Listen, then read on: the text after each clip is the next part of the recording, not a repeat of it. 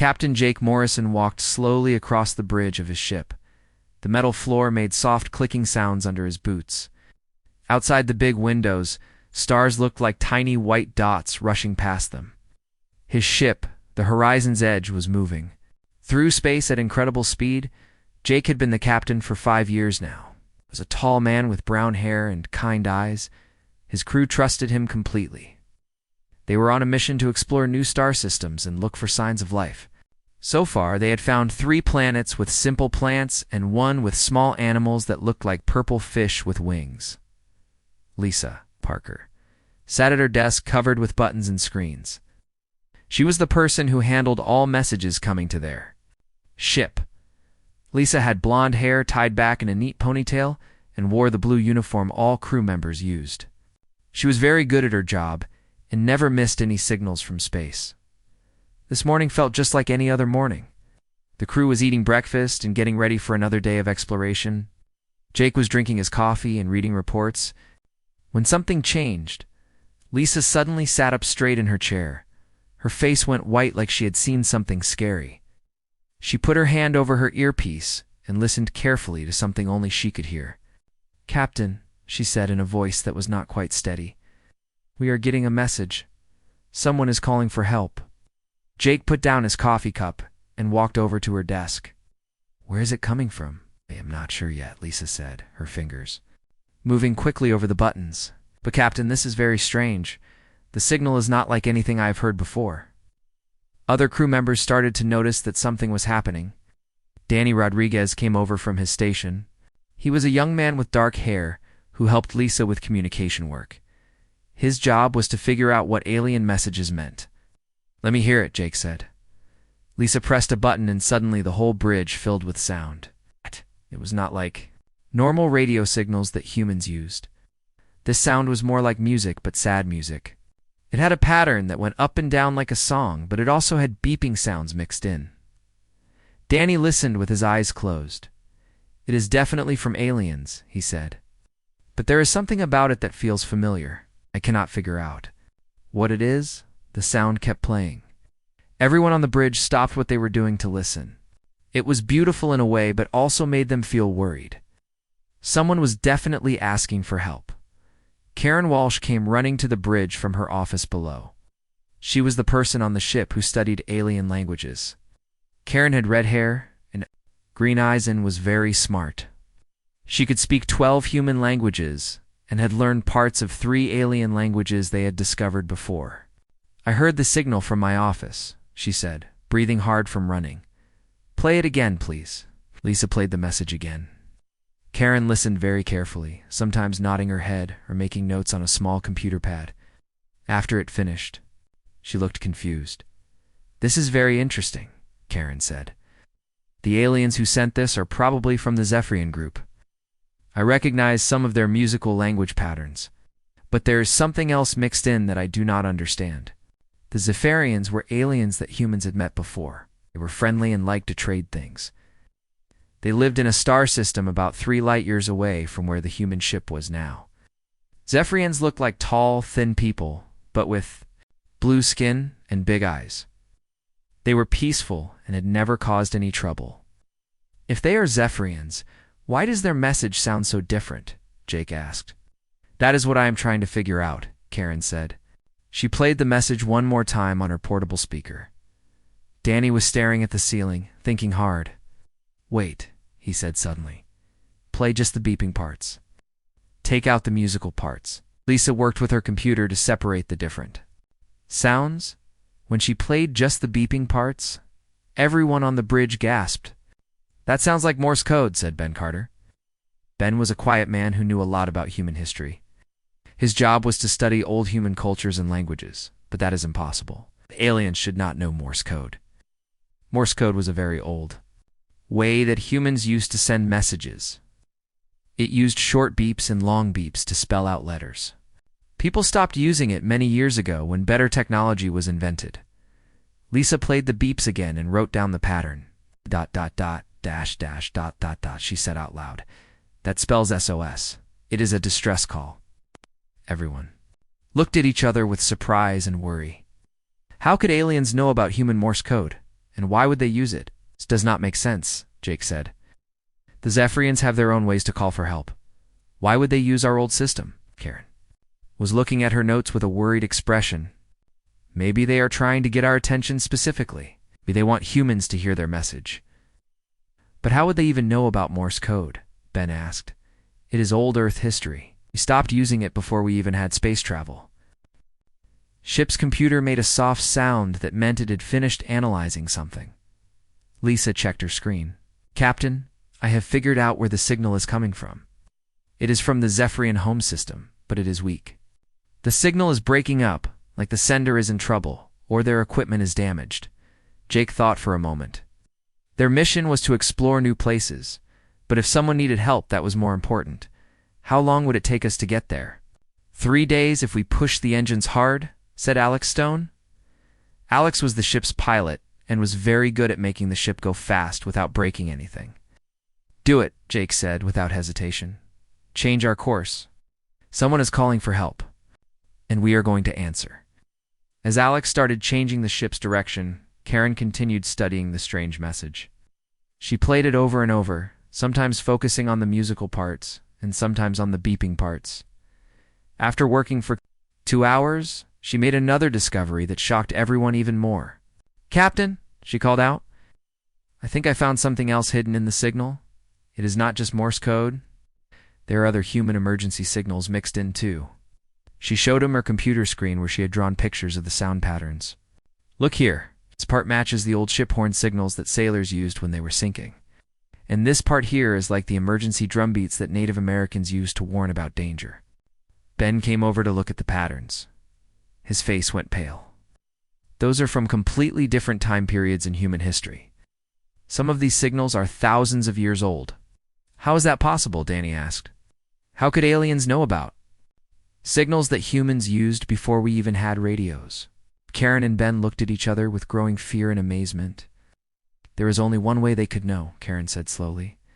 They have been watching us for a very long time, maybe for thousands of years.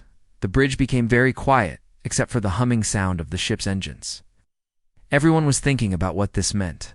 If aliens had been watching humans for thousands of years, why had they never made contact before? And why were they using human distress signals now? Whatever is happening, Jake said finally, we will find out when we get there. Everyone, prepare for a fast trip. We have 3 days to get ready for whatever we might find. As the ship rushed through space toward the Zephyrian system, the strange message kept playing on repeat. The mix of alien music and human emergency signals created an eerie sound that filled the bridge with tension and mystery. None of them knew that they were about to discover something that would change everything they thought they knew about Earth's place in the galaxy. The distress call was just the beginning of a much bigger and more dangerous situation than any of them could imagine. The horizon's edge moved through space faster than it had ever moved before. Captain Jake Morrison had ordered the engines to run at maximum power. The ship shook slightly as it pushed through the dark between stars. Everyone could feel the vibration in the floor and walls. For the past day and a half, the crew had been working non-stop to understand the strange message. The signal kept coming from the Zephyrian system, but it was getting weaker. This worried everyone because weak signals usually meant the sender was in serious trouble. Amanda Cole was the chief science officer on the ship. She was a smart woman, with black hair and glasses, who loved solving puzzles. For 36 hours straight, she had been studying the alien distress call with her team of scientists. They had barely stopped to eat or sleep. Amanda's laboratory was full of computers, showing wave patterns, sound charts, and scrolling alien text. Her assistant, a young man named Tony Fisher, brought her another cup of coffee. She thanked him without looking up from her work. I think I found something, Amanda said into her communication device.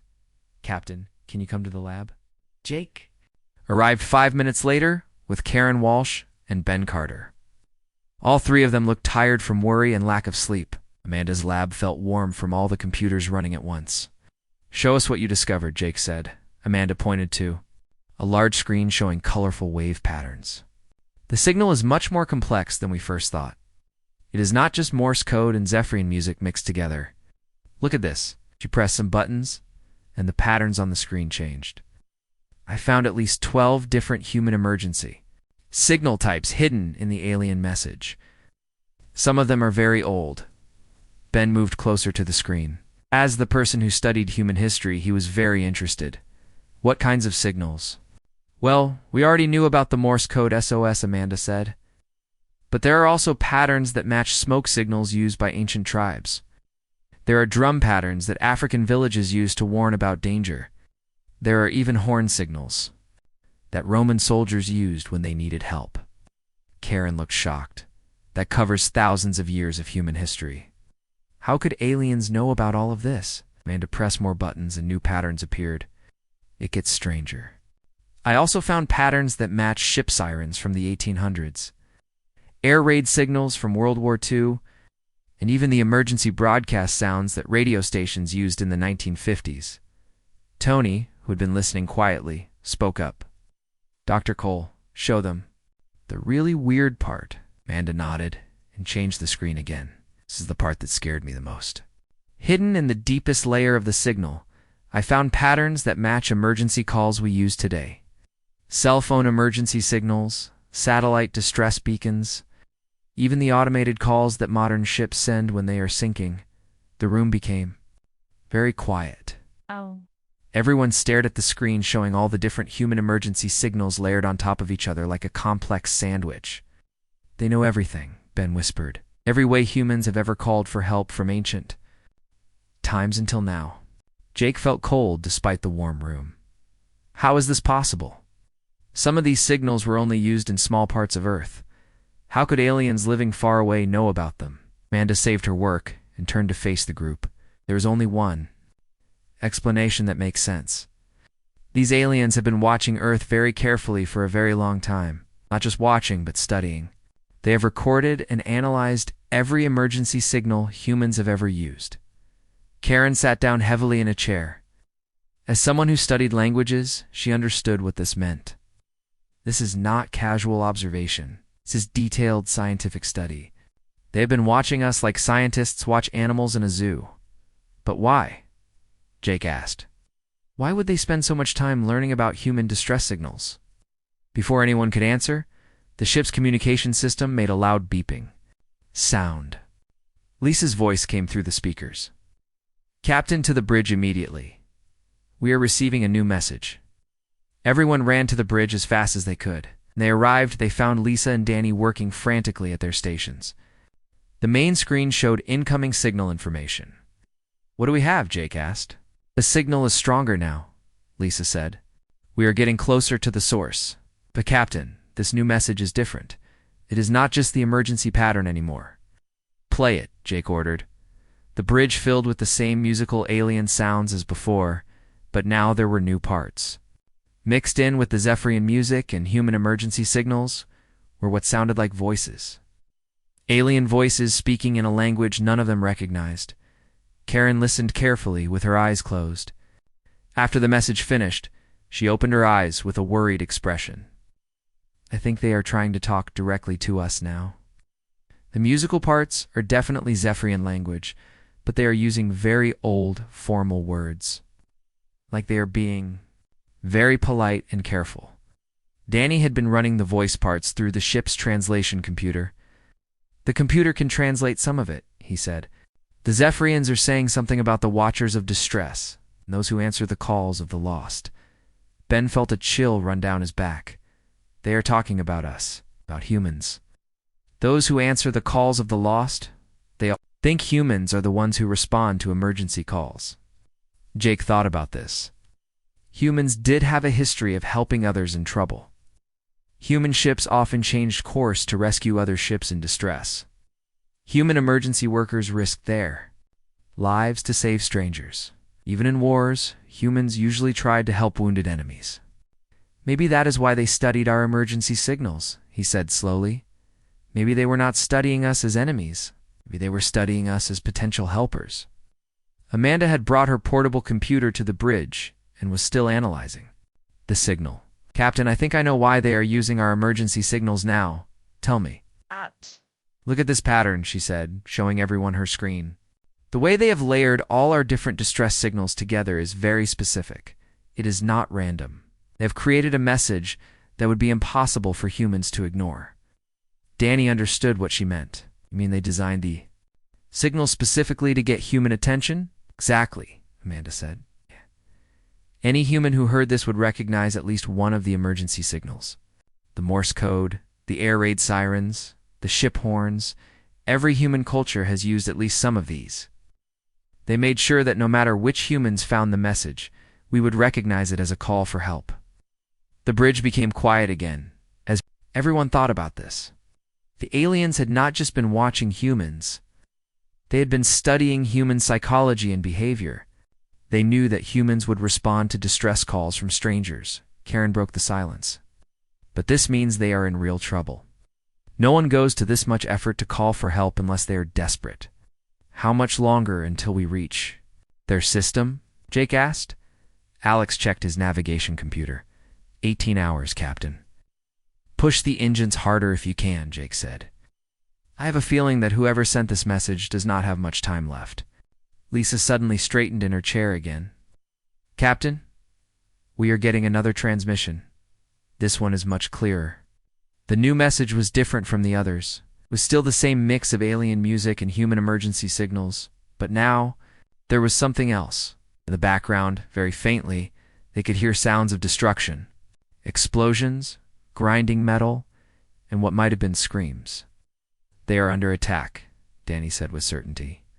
Someone is attacking them right now. Jake made a decision that would change everything. Battle stations. All crew to emergency positions. We are going into a war zone. As alarms sounded throughout the ship and crew members ran to their posts, Gamda made one final discovery that chilled everyone to the bone. Hidden in the newest message was another human signal they had not noticed before. It was the emergency broadcast signal that Earth's government used only for the most serious disasters. The signal that meant complete destruction was coming. The aliens were not just in trouble, they were facing extinction. And they had called the only species in the galaxy that they believed would risk everything to help complete strangers. Had called humans. The horizon's edge rushed through space toward whatever was destroying the Zephyrian civilization, carrying the hopes of two species who had never met but who understood each other perfectly. One species that never gave up calling for help, and another that never stopped answering those calls. In 18 hours, they would learn if human compassion was strong enough to stand against whatever was killing an entire alien civilization. The fate of both species now depended on the courage of a single human ship racing toward certain danger to answer a cry for help from the stars. The horizon's edge dropped out of faster-than-light travel with a shudder that ran through the entire ship. Captain Jake Morrison gripped his chair as the stars stopped streaking past the windows and became steady points of light again. But what he saw outside made his blood run cold. The Zephyrian star system looked like a battlefield from a nightmare. Pieces of destroyed spaceships floated everywhere like metal snow. Some pieces were huge chunks of hull plating. Others were tiny bits of debris that sparkled in the light of the system's orange sun. My God, whispered Lisa Parker from her communication station. Her face was pale as she stared at the main screen showing the destruction outside. We're there. Should have been busy space stations and trading posts. There were only twisted ruins. The Zephyrians were known throughout the galaxy for their beautiful orbital cities that looked like giant flowers made of metal and crystal. Now those cities were broken shells drifting in space. Lieutenant Ryan Hayes worked at the tactical station, trying to make sense of what they were seeing. Ryan was a serious man with short gray hair who had served in the human space navy for 15 years. He had seen battle damage before, but nothing like this. Captain Ryan said, his voice tight. With shock, I count at least 50 destroyed vessels, maybe more. The debris field extends for millions of kilometers.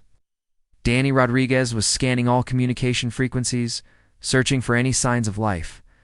I am picking up the distress signal, he reported, is coming from that direction. He pointed toward a large piece of what used to be a space station. Jake could see a ship hiding in the shadow of the ruined station. The vessel was clearly damaged, with parts of its hull torn away and emergency lights flashing along its sides.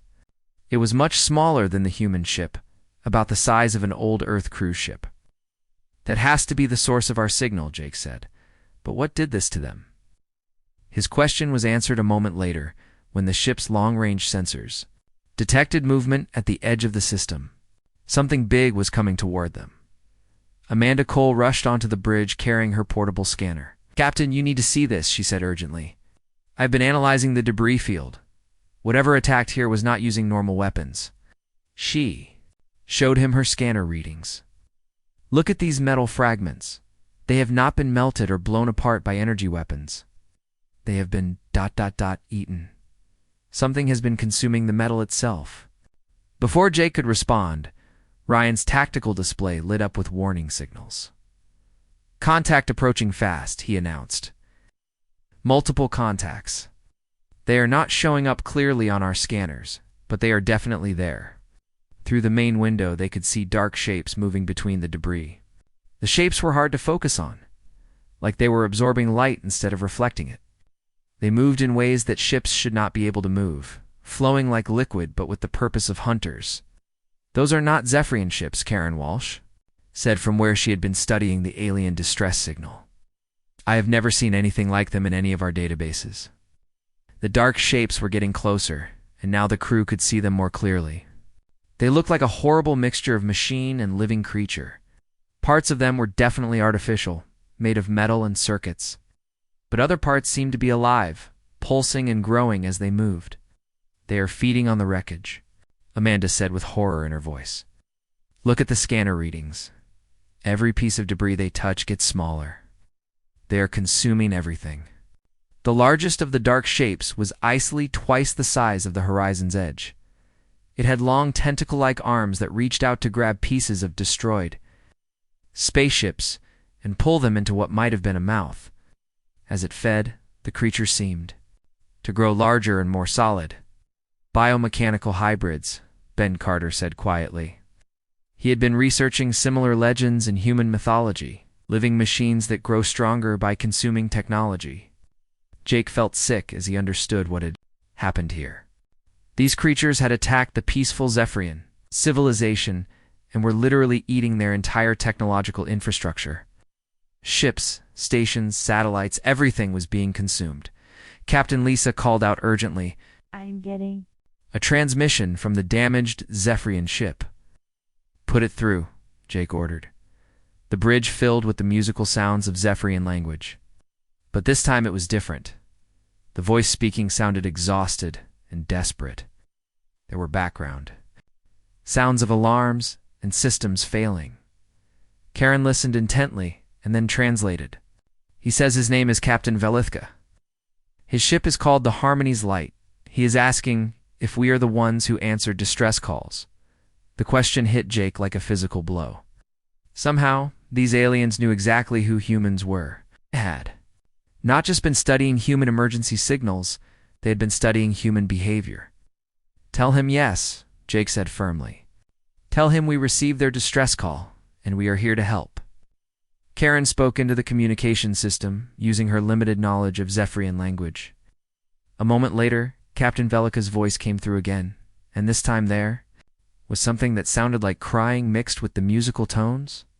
"What is he saying?" Jake asked. "He is stunned," Karen said, wiping tears from her own eyes. "He says they have been watching humans for 3,000 Earth years. Says we are the only species they have ever observed that consistently risks everything to help strangers." The weight of that statement settled over the bridge like a heavy blanket. For 3,000 years, an entire alien civilization had been watching humanity from across the galaxy. They had studied human wars, disasters, and emergencies. They had seen humans rescue people from burning buildings, sink ships, and crashed aircraft. They had watched humans donate money, time, and blood to help people they had never met. Captain Ryan interrupted urgently. "The creatures are moving toward both our ship and the Zephyrian vessel. We have maybe 5 minutes before they reach us." Jake looked at his crew. Every person on the bridge was scared, but none of them suggested running away. This was exactly what the Zephyrians had hoped for. Humans who would stay and fight, even when the odds were terrible. "What are we dealing with?" Jake asked Amanda. What are these things? Amanda checked her readings again. Based on the scanner, data, I think they are a species that evolved to consume technology. They probably started on a planet where they ate metal and electronics. But they have been modified somehow, turned into weapons. By who I do not know. Maybe they modified themselves. Maybe someone else did it. But they are definitely intelligent. Look at how they are coordinating their attack. The creatures were, indeed, moving with purpose and strategy. The smaller ones were surrounding both ships, while the larger ones moved in from different directions. It was clearly a planned attack, not just hungry animals feeding. Captain Velithka is transmitting. Again, Lisa reported. This time the Zephyrian captain's message was longer and more urgent. Karen translated as he spoke. He says these creatures call themselves the Devourers. They appeared in Zephyrian space 6 months ago and have been systematically destroying everything. Do not negotiate or communicate. They just consume and grow stronger. Karen paused as more of the message came through. Says the Zephyrians tried to fight, but their weapons only made the creatures stronger. Energy beams get absorbed. Missiles get eaten before they can explode. The more technology you use against them, the more powerful they become. Jake felt a chill of understanding. That is why they called us. They need help from someone who can fight without relying entirely on advanced technology. But Captain, Ryan said, our weapons are just as technological as theirs. How can we fight these things? Jake looked around at his crew and saw the same determination in their eyes that had made the Zephyrians believe in humanity. We will figure it out. We always do. Humans have been surviving impossible situations since we lived in caves. Largest Devourer was now close enough that they could see details of its horrible form. It looked like a massive spider made of living metal, with dozens of arms that ended in mouths full of spinning teeth. Parts of destroyed Zephyrian ships were still hanging from its body, being slowly digested. All hands battle stations, Jake announced over the ship's communication system. This is what we came for. Someone called for help, and we are going to answer. As the Horizon's Edge prepared for a battle unlike anything in human history, Captain Velithka sent one final message that Karen translated with a shaking voice. He says that in all their years of watching humans, they learned that we have a saying. When everything seems hopeless and the enemy seems too strong, humans say, "Hold my beer and watch this." He wants to know what that means.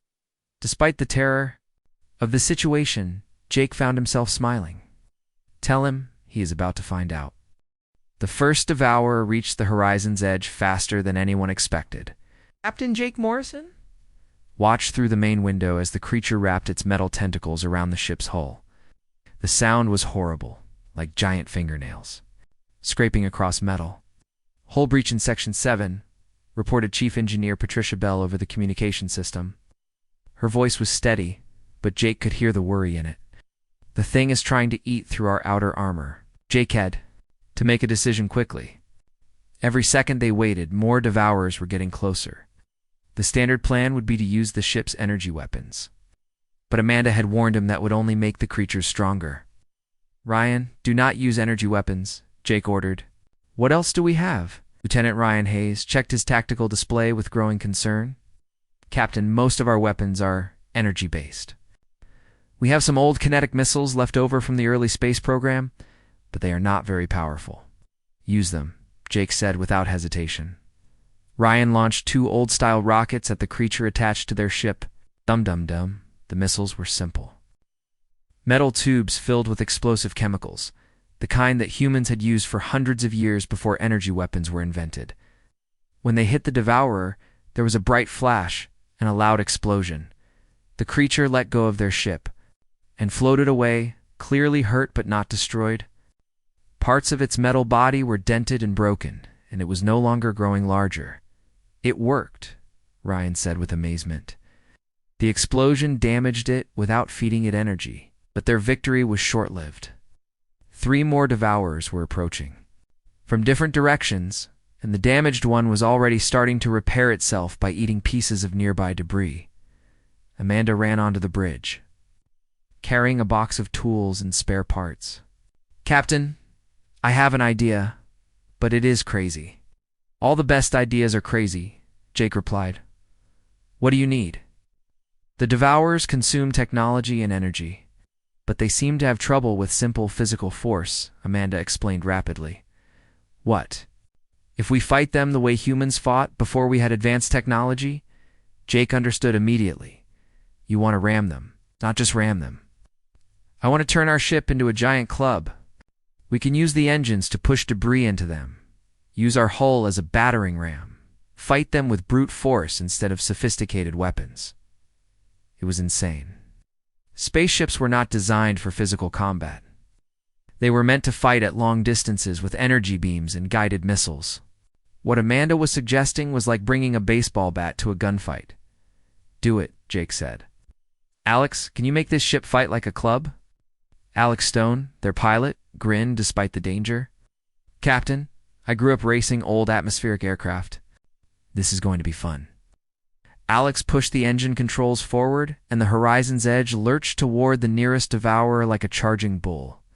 The creature tried to wrap its tentacles around the ship, but Alex rolled the vessel at the last second and smashed into the monster with the reinforced cargo bay doors.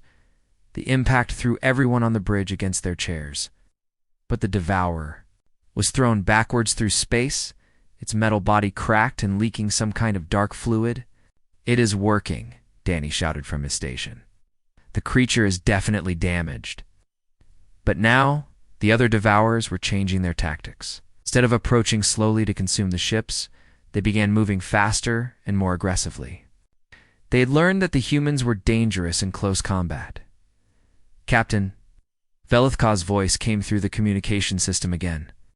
Karen translated his urgent message. It says there are more Devourers coming from the outer system, much larger ones. What we are fighting now are just the scouts. Jake felt his stomach drop.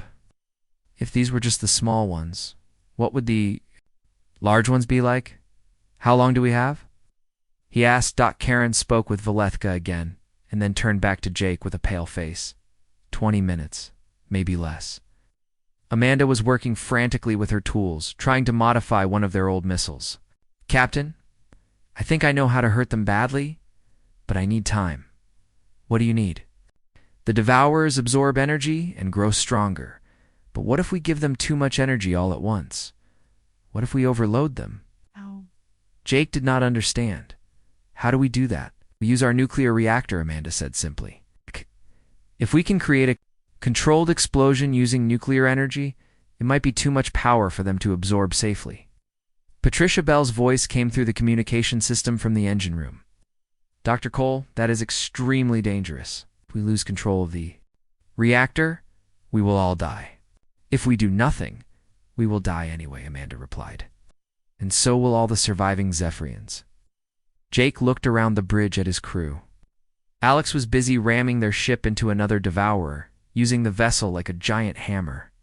Ryan was firing their remaining kinetic missiles with careful precision. Lisa and Danny were coordinating with the Zephyrian ship to avoid hitting each other during the chaotic battle. These were good people who had volunteered for a dangerous mission to explore the galaxy. None of them had expected to end up fighting monsters that ate spaceships. Not one of them was suggesting they should run away. Do it, Jake decided. Patricia, help Amanda with whatever she needs. While Amanda and Patricia worked on their nuclear weapon, the battle continued around them. Alex had discovered that the Horizon's Edge could be surprisingly effective as a combat vessel. If used like an ancient war club instead of a modern starship, he rammed their ship through a group of smaller Devourers, crushing them against pieces of debris. He used the ship's cargo doors like giant fists, smashing creatures that tried to attach themselves to the hull. It was brutal, primitive combat, but it was working. The Zephyrian ship was also fighting, but in a different way. Captain, Velithka had apparently learned from watching the humans. His ship began using its communication arrays like whips, swinging the long metal antennas to strike at approaching Devourers. The Zephyrians are adapting, Karen observed with admiration. They are learning to fight like us. But then the sensors detected the arrival of something that made all their victories meaningless. The large Devourers were coming. The first one to appear was the size of a small moon. It moved slowly through space, consuming everything in its path. Smaller devourers flew around it like insects around a giant predator. As it approached the battle area, it began to absorb the damaged creatures, growing even larger. Amanda. Jake called out urgently. Please tell me you are almost finished. 2 more minutes, she replied, sweat dripping from her face as she worked. But they did not have 2 minutes. The giant devourer had noticed their ships and was moving directly toward them. Its approach pushed waves of debris ahead of it like a slow-motion tsunami of metal and wreckage. Captain Velithka sent another message. And this time Karen did not need to translate. Even through the alien musical language, everyone could hear the farewell in his voice. He says it has been an honor to fight alongside humans, Karen said with tears in her eyes. He says his people will remember that when they called for help, someone answered. Jake activated the ship-wide communication system. This is the captain. In about 1 minute, we are going to try something that has never been attempted before. We're going to see if we can give a monster nuclear indigestion. If it works, we win. If it does not work, we die quickly.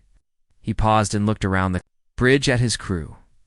Either way, we answered the call. We came when someone needed help, and we fought as hard as we could. I'm proud to serve with all of you. Amanda's voice came through the speakers from the engineering section. Nuclear device ready, Captain. On your command. The giant devourer was now so close that it filled their entire view screen. They could see smaller creatures crawling across its surface like parasites. Its mouth, if that was what the dark opening was, looked large enough to swallow both ships without slowing down. Amanda, Jake said calmly, fire your nuclear indigestion device. Yes, sir. Nuclear device launched. The modified missile flew straight into the creature's mouth and disappeared inside its massive body. For a moment, nothing happened. Then the giant devourer began to glow from within, brighter and brighter, like a star being born. Is it working? Lex asked, trying to steer there. Ship away from the monster. Amanda was watching her instruments with intense concentration. I think so. Nuclear energy is building up inside its body faster than it can absorb it. But I do not know if it will be enough to kill something that big. The giant devourer suddenly stopped moving. It hung in space, glowing brighter and brighter. The smaller creatures around it began fleeing in all directions. Then, with a flash of light that could probably be seen from the next star system, the giant devourer exploded. The explosion lit up the entire star system like a second sun. Captain Jake Morrison shielded. His eyes as brilliant white light filled the bridge of the horizon's edge. The ship's automatic systems darkened the windows to protect everyone from the intense brightness. When the light finally faded, the giant devourer was gone. In its place was a slowly expanding cloud of glowing particles that sparkled like diamond dust in space. The nuclear explosion had completely destroyed the massive creature. Did we get it? Alex Stone asked, blinking spots from his eyes as he tried to see the control panels clearly again. Amanda Cole checked her instruments with shaking hands. Yes, she said with amazement in her voice. The nuclear overload worked. Creature could not absorb that much energy all at once. It destroyed itself, trying to consume the explosion. All around them, the smaller devourers were fleeing. Without their giant leader, they seemed confused and frightened. They moved away from the battle area as quickly as they could, disappearing into the dark space between stars. The other creatures are running away, reported Ryan Hayes from his tactical station. Whatever that big one was, the smaller ones needed it to coordinate their attacks. Jake felt relief wash over him like cool water. They had done it. Somehow, against impossible odds, they had defeated the monsters that were destroying an entire civilization. Captain Lisa Parker called from her communication station. Captain Velithka is trying to contact us. Put him through, Jake said. Bridge filled with the musical sounds of Zephyrian language, but this time the tone was completely different. Instead of desperation and fear, Captain Velithka's voice was filled with joy and amazement. He spoke rapidly with excitement that needed no translation. Karen Walsh listened carefully and then smiled for the first time since they had arrived in the system. He says we are miracle workers. Says in 3,000 years of watching humans, his people never imagined we could be this effective in battle. She paused as more of the message came through. He wants to know how we knew to use primitive tactics against advanced enemies. Jake thought about the question. Tell him that humans have been fighting for survival since we first learned to walk upright. We learned long ago that sometimes the old ways work better than new technology. As Karen translated his response, Jake looked around at his crew. Every person on the bridge was exhausted, dirty, and shaken by what they had experienced. But they were also proud. It answered a distress call from strangers and saved an entire civilization, Captain Amanda said from where she was still monitoring her instruments. I am detecting more Zephyrian ships approaching. They were hiding in the asteroid belt on the far side of the system. Over the next hour, dozens of Zephyrian vessels came out of hiding. They had been scattered throughout the system, waiting to see if anyone would answer their desperate call for help. Now they gathered around the horizon's edge in the damaged Harmony's light, their ships forming a protective circle. Captain Velithka requested permission to come aboard the human vessel.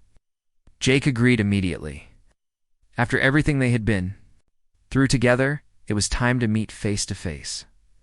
The Zephyrian captain arrived in a small shuttle that docked with the horizon's edge. When the airlock opened, Jake got his first look at the alien, who had been brave enough to bet his entire species on human compassion. Velithka was taller than most humans, with pale blue skin and large eyes that seemed to hold great wisdom and kindness. He moved gracefully, despite obvious injuries from the battle. His uniform was torn and stained, but he carried himself with dignity. Captain Morrison, Velithka said in careful but understandable English. I have studied your language for many years, hoping for this moment. Jake stepped forward and offered his hand in the traditional human greeting. Ka looked at it for a moment, then reached out and grasped Jake's hand firmly. His skin felt warm and slightly rough, like leather that had been worn smooth. Captain, Velithka, Jake said formally, it is an honor to meet you. Your distress call was one of the most clever messages I have ever heard. Velithka's large eyes seemed to brighten with emotion. For 3,000 of your years, my people have watched humanity from across the galaxy. We have seen your wars, your disasters, your triumphs, and your failures. But most importantly, we have seen your compassion. He gestured toward the main window where the debris of the battle still floated in space. When the Devourers came to our system, we knew our technology could not defeat them. Our weapons only made them stronger. Our peaceful nature meant we could not think of new ways to fight. Jake nodded. So you called the one species you thought might be able to help? More than that, Velithka said, with a sound that might have been alien laughter. We called the one species we knew would help. In all our years of observation, we never once saw humans ignore a genuine call for assistance. Even when it was dangerous, even when it made no logical sense, humans always tried to help. Karen had been listening to their conversation with fascination. Did you know we would be able to defeat the Devourers? Velithka turned to her with what might have been a smile. We did not know you could defeat them, but we knew you would try. And we have learned that when humans are trying to save someone, they become very creative and very dangerous.